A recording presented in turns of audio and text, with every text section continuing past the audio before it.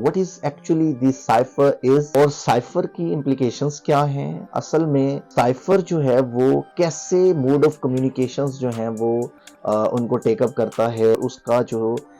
इमरान खान साहब के ऊपर जो केस बना है ऑफिशियल सीक्रेट एक्ट 1923 के अंडर, क्या उसके अंडर जो है वो इम्प्लीकेशंस हो सकती हैं इमरान खान साहब के लिए। क्या नवाज शरीफ साहब की जो अभी प्रोटेक्टिव बेल है क्या वो लीगली प्रोटेक्टेड है, जो उनको रिलीफ मिला है हाई कोर्ट से वो क्या एज पर लॉ है या कोई वायोलेशन हुई है किसी लॉ। क्या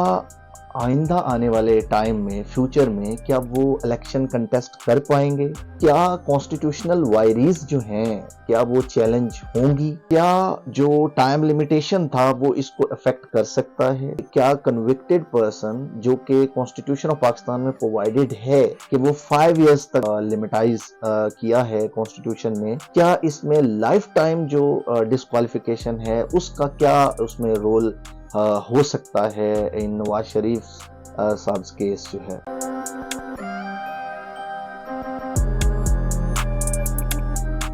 अस्सलाम वालेकुम, this is advocate Asadullah Hashmi. आज हमारा जो टॉपिक है इट्स वेरी इंपॉर्टेंट। उसमें आज हम लोग अपने जो नॉर्मली सोशल मीडिया पे कुछ चीज़ें रूमर्स जो हैं वो बहुत ज़्यादा सर्कुलेट कर रही हैं कि जी फॉर एग्जांपल कि क्या नवाज शरीफ साहब की जो अभी प्रोटेक्टिव बेल है क्या वो लीगली प्रोटेक्टेड है फॉर एग्जांपल, या जो उनको रिलीफ मिला है हाई कोर्ट से पाकिस्तान की वो क्या एज पर लॉ है या कोई वायोलेशन हुई है किसी लॉ की। और उसके अलावा क्या आइंदा आने वाले टाइम में फ्यूचर में क्या वो इलेक्शन कंटेस्ट कर पाएंगे, बिकॉज कन्विक्शन जो है वो उनको हो चुकी हुई है ऑलरेडी जो अल अजीजिया रेफरेंस में और उसके अलावा एवन फील्ड में। तो क्या इसका पॉसिबल आउटकम होगा जो कि नवाज शरीफ साहब से रिलेटेड जो केस है उसमें क्या कॉन्स्टिट्यूशनल वायरीज जो हैं क्या वो चैलेंज होंगी। क्या जो टाइम लिमिटेशन था वो इसको अफेक्ट कर सकता है। Another important thing is that कि अब एक क्या कन्विक्टेड पर्सन जो कि कॉन्स्टिट्यूशन ऑफ पाकिस्तान में प्रोवाइडेड है कि वो 5 इयर्स तक जो है वो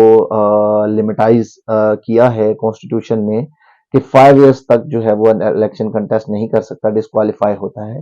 क्या इसमें लाइफ टाइम जो डिस्क्वालिफिकेशन है उसका क्या उसमें रोल हो सकता है इन नवाज शरीफ साहब केस जो है। अच्छा, इसके साथ साथ आज हम डिस्कस करेंगे कि what is actually this cipher is और साइफर की इम्प्लीकेशंस क्या हैं। असल में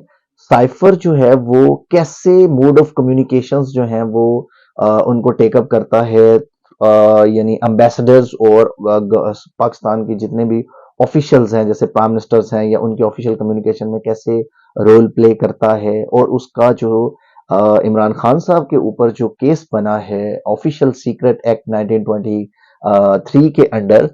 क्या उसके अंडर जो है वो इम्प्लीकेशंस हो सकती हैं इमरान खान साहब के लिए। क्या इमरान खान साहब को जो है वो सजा सुनाई जा सकती है जो कि section 3 of official secret act 1923 में प्रोवाइडेड है। और उसका आउटकम क्या होगा। बर्डन ऑफ प्रूफ जो है वो अगर है प्रोसिक्यूशन पे तो क्या प्रोसिक्यूशन को रिक्वायर होगा to prove that case against the Imran Khan साहब as beyond the reasonable doubt. तो ये सारे एस्पेक्ट्स को आज हम इनको वन बाय वन जो है वो कवर करेंगे। नंबर वन इज जो नवाज शरीफ साहब की जो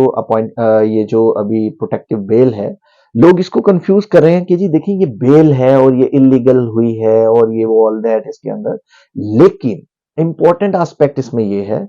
प्रोटेक्टिव और ट्रांजिटरी बेल जो 498 सीआरपीसी में प्रोवाइड की जाती है वो इस बेसिकली इसलिए होता है कि कोई भी शख्स ऑफेंडर या कोई भी शख्स अगर beyond the jurisdiction of that court हो जहां पे केस अंडर प्रोसेस हो तो या पेंडिंग हो तो उसके लिए क्लियरली प्रोवाइडेड है लॉ में कि आप उसको ट्रांजिटरी बेल प्रोवाइड कर सकते हैं। तो जो फर्स्ट क्वेश्चन है कि जी हाई कोर्ट से जो नवाज शरीफ साहब को रिलीफ मिला है वो लीगल है या नहीं, तो इट मींस कि ये लीगल है। उसके अलावा अगर स्टेट मशीनरी ये कहती है कि जी आपको जो है वो हमें इनकी जो अरेस्ट है वो रिक्वायर्ड नहीं है, तो इसका मतलब ये है अरेस्ट रिक्वायर्ड कब कब होता है? अरेस्ट रिक्वायर्ड तब होता है कि जब आपको कोई रिकवरी करनी हो, कोई जो बंदे की जो कॉर्पस है यानी बॉडी जो उसकी है उसको आपने अंडर कस्टडी रखना है for the sake of further investigation. तो जब investigation has already been completed तो इसमें इंपॉर्टेंट चीज ये है कि फिर उस बंदे की बॉडी रिक्वायर नहीं होती, क्योंकि उनके केस में बहुत सारी इलीगैलिटीज कमिट हुई थी। तो ऑनरेबल हाई कोर्ट्स और सुप्रीम कोर्ट ऑफ पाकिस्तान जो है वो इसको टेकअप कर सकती है। अब वो जो पनिशमेंट उनको हुई थी वो रिवर्स भी हो सकती है, लेकिन देर आर सर्टन एक्सेप्शंस। अब उसके बाद अगर आप ये देखें, अगर ऑनरेबल कोर्ट्स जो हैं वो उसको टेकअप करती हैं और नवाज शरीफ साहब को, क्योंकि लाइफ टाइम डिस्क्वालिफिकेशन का कोई एस्पेक्ट कहीं पे कॉन्स्टिट्यूशन में जो 63 of the constitution of Pakistan है उसमें प्रोवाइडेड नहीं है। उसमें सिर्फ इतना प्रोवाइडेड है कि अगर कोई बंदा किसी को सजा होती है या कुछ भी होता है तो उसके लिए कॉन्स्टिट्यूशनली प्रोवाइडेड ग्राउंड्स हैं कि जी आप 5 इयर्स तक डिस्क्वालीफाई हो सकते हैं। तो 5 इयर्स और has already been lapsed in case of mister Nawaz Sharif साहब जो हैं। अब अब इसके बाद अगर honourable supreme court of Pakistan इसको टेकअप करती हैं और honourable supreme court of Pakistan full bench बना देती हैं तो देर इज पॉसिबिलिटी के वो जो 3 बेंच का जो ऑर्डर था जिसके अंडर नवाज शरीफ साहब को लाइफ टाइम डिस्क्वालीफाई किया था उसको नलिफाई किया जा सकता है, कि क्योंकि ऑब्वियसली वायरीज ऑफ द कॉन्स्टिट्यूशन जब चैलेंज होंगी तो उसमें कॉन्स्टिट्यूशन के अकॉर्डिंगली जो है वो डिसीजन में अपहेल्ड हो सकता है या उसको नलिफाई भी किया जा सकता है honourable supreme court of Pakistan से। अच्छा, इसके बाद अगर आप साइफर की तरफ आ जाएं ऑन द अदर हैंड, क्योंकि obviously they are leading political parties of Pakistan, जो कि एक बड़ा मैंडेट रखती हैं दोनों पार्टीज, उसमें साइफर की अगर आप बात करें तो साइफर इज बेसिकली एक ऑफिशियल कम्युनिकेशन होती है जो कि पाकिस्तान के डिप्लॉयड एम्बेसडर्स जो हैं किसी भी डिफरेंट कंट्री में कुछ कोड्स यूज करते हुए कोडिफिकेशन के थ्रू जो है वो अपनी कम्युनिकेशन करते हैं अपने कंसर्न स्टेट में। जैसे अगर डोनाल्ड लू और असद मजीद साहब की कम्युनिकेशन की बात करें तो डोनाल्ड लू और असद मजीद साहब की जो भी ऑफिशियल कम्युनिकेशन हुई या जो भी उनकी आपस में डिस्कशन हुई तो असद मजीद साहब ने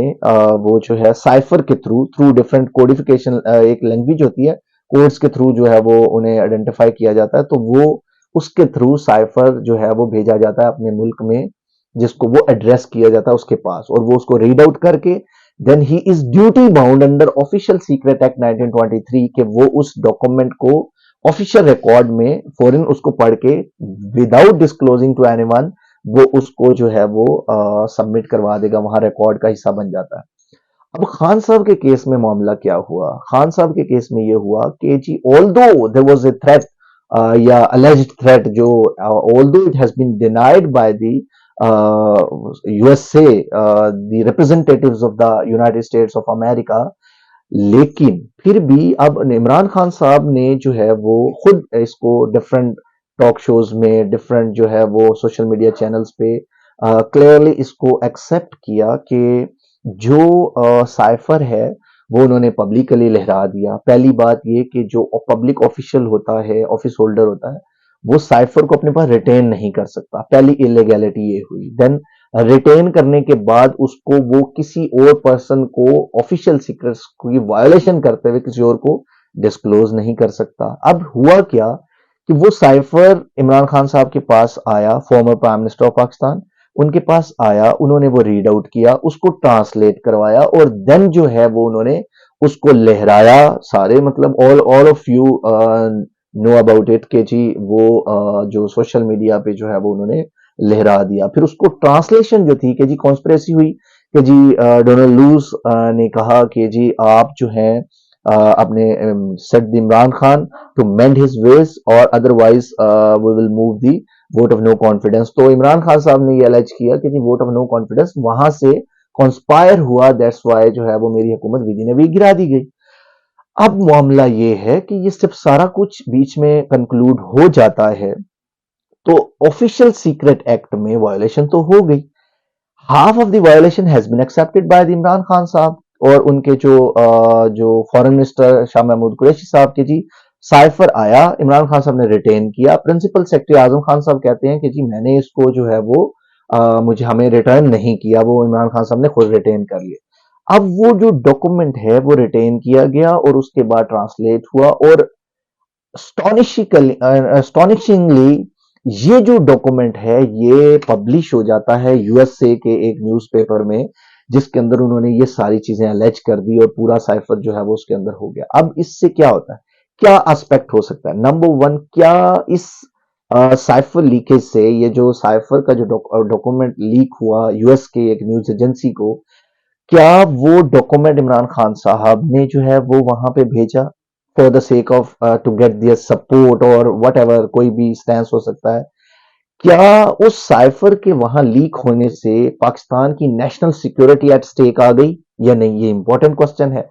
अब ट्रायल कोर्ट में जहां पे केस पेंडिंग है वहां पे उन्होंने क्या क्या चीजों को एनालाइज करना है। Number one is whether Imran Khan साहब has committed illegality while retaining that cipher with him. Number two, क्या वो जो what was the sources behind के जी that document was published in US newspaper. तो अब कहने का मतलब ये है कि उसकी वो किसने वहां पे पहुंचाया, it's a matter of evidence जो कानून शहादत ऑर्डर के अंदर प्रोवाइडेड है कि कैसे आप प्रूव करेंगे। तो बर्डन ऑफ प्रूफ उस पे है, the person who asserts he has to prove. तो सिंपल बात ये है कि प्रोसिक्यूशन ने ये प्रूव करना है कि कि इमरान खान साहब के पास साइफर आया और उन्होंने वो रिटेन कर लिया और रिटेन करने के बाद उन्होंने उसको पब्लिकली जो है वो यूटिलाइज किया और फिर उसके बाद उन्होंने जो है वो फॉरवर्ड कर दिया to the United States of America news agency को और उन्होंने वो उसको पब्लिश कर दिया। और उसके बाद उससे नेशनल सिक्योरिटी को क्या नुकसान हुआ, ये प्रोसिक्यूशन के ऊपर बर्डन ऑफ प्रूफ्स है। अब ये अगर प्रोसिक्यूशन प्रूव कर पाए तो section 3 of the official secrets act 1923 जो है उसकी जो सेक्शन 3 में 3 पनिशमेंट्स प्रोवाइडेड है। नंबर वन इज, अगर वो कोई भी साइफर में जो कम्युनिकेशन है उसको डिस्क्लोज किया जाता है इलीगली, या किसी भी उसको किसी एनिमी स्टेट को या किसी भी अदर स्पाइस को या वट एवर कोई भी इलीगल एक्टिविटी के अंदर जिससे नेशनल सिक्योरिटी एट रिस्क आ जाए, जिससे नेशनल जो इंफॉर्मेशन हैं वो डिस्क्लोज हो सके जो कि कॉन्फिडेंशियल होनी चाहिए, जिससे पब्लिक एट लार्ज का जो है वो इंटरेस्ट वो हो सकता है, तो उससे अगर नुकसान होता है तो देन उसकी पनिशमेंट है डेथ सेंटेंस जो सेक्शन 3 में प्रोवाइडेड है। और उसके अलावा कुछ अदर सर्कमस्टांसेस में 14 इयर्स तक, यानी डेथ सेंटेंस से 14 इयर्स इंप्रिजनमेंट जो है वो उस तक जो है वो पनिशमेंट प्रोवाइडेड है। अच्छा, अगर prosecution beyond reasonable doubt 100% prove ना कर सके उनका गिल्ट कि जी कैसे जो है वो नेशनल सिक्योरिटी को नुकसान हुआ और ये वो ऑल दैट, सिर्फ इस हद तक प्रूव कर पाए कि जी उन्होंने इलीगली रिटेन किया और उसके बाद उन्होंने इलीगली जो है वो जिस हद तक वो प्रूव हो जाएगा गिल्ट, तो उसमें अदर कैटेगरी जिसकी पनिशमेंट 3 इयर्स है उसके अंदर इमरान खान साहब को टेकअप किया जा सकता है। तो लिहाजा now it's up to the honourable courts. देखें हम लोग ब्लेटेंटली जो है वो क्रिटिसाइज कर देते हैं ऑनरेबल हाई कोर्ट्स को, डिस्ट्रिक्ट कोर्ट्स को या honourable supreme courts of Pakistan को। देखें, कुछ चीजें legally honourable courts are duty bound under the constitution of Pakistan कि उन्होंने लॉ के अकॉर्डिंगली जो है वो उसको इंटरप्रेट करते हुए जो है वो उन्होंने डिसाइड करना होता है। तो लिहाजा इन दोनों केसेस में कोई इलीगैलिटी कमिट नहीं हुई। अगर इमरान खान साहब और फिर इमरान खान साहब के जो लॉयर्स हैं उनका स्टैंस ये है कि जी देखें उसमें क्योंकि नेशनल इंटरेस्ट इन्वॉल्व हो गया था तो लिहाजा नेशनल इंटरेस्ट की वजह से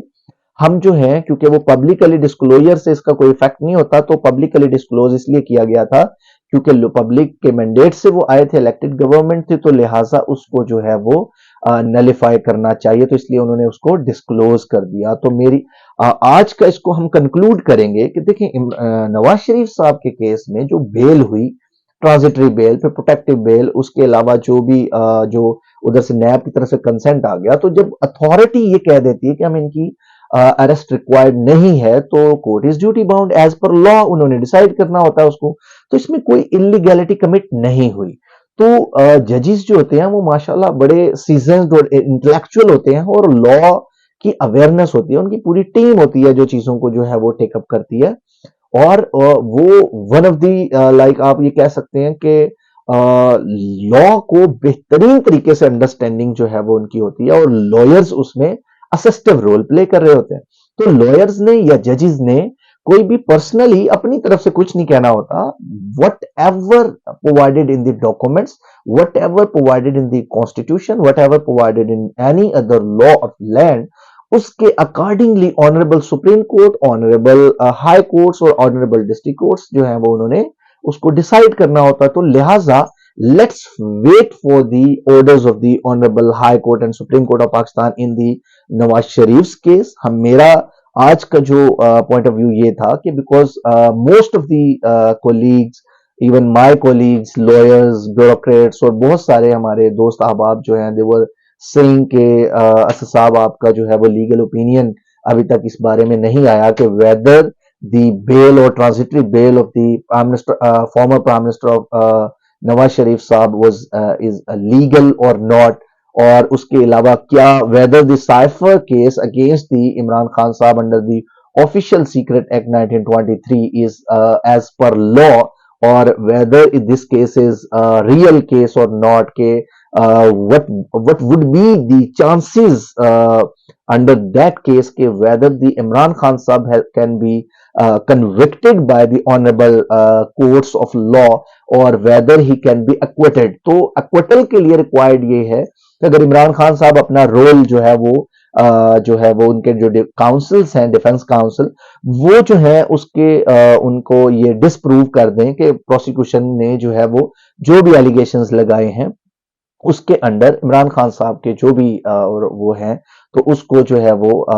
डिफेंड कर पाए और ये प्रूव कर पाए कि इनका कोई रोल नहीं है वो साइफर की लीकेज में या इससे नेशनल सिक्योरिटी को रिस्क पे नहीं आई, तो देन जो है वो एक्विटल हो सकते हैं। तो let's wait for the decision of the honourable court. Thank you so much.